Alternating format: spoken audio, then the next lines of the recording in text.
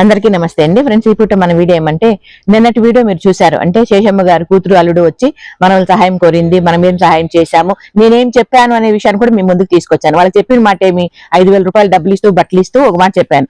మీ అబ్బాయికి అంత సీరియస్ గా ఉంది అని చెప్తున్నారు కదా, ఆ అబ్బాయి ఏ ఊర్లో ఏ హాస్పిటల్లో ఉన్నాడు అనే విషయాన్ని నాకు తెలియజేయండి, నేను డాక్టర్లతో మాట్లాడతాను, నేనే స్వయంగా వచ్చి ఏం హెల్ప్ కావాలని చేస్తాను అన్నట్లుగా చెప్పాను. కాకపోతే వాళ్ళు వచ్చి ఆ డబ్బులు తీసుకొని వెళ్ళి దగ్గర నెల రోజులు అవుతా ఉందండి. ఇప్పటికి నాకు ఏ వివరాలు తెలియజేయలేదు, ఏమి కూడా నాకు ఫోన్ కూడా చేయలేదు. దాన్ని బట్టి మీకేం అర్థమైంది అనేది మీరు నా కమెంట్ సెక్షన్ లో తెలియజేయండి. ఇట్లా ఉంటుంది మామూలు. దానికనే నేను ఎప్పుడు ఏం చెప్తానంటే, చాలా వరకు కూడా మీరు ఏ బాధలో కష్టాలు ఉన్నా కూడా నేను డైరెక్ట్ గా చూసి గానీ హెల్ప్ చేయలేను. దయచేసి ఎవరు తప్పుగా అనుకోవద్దండి. మంచోళ్ళు ఎవరో చెడ్డోళ్ళు ఎవరో మనకు తెలియదు, కాబట్టి ఏది కూడా చూసి చేయాలనుకుంటున్నాను.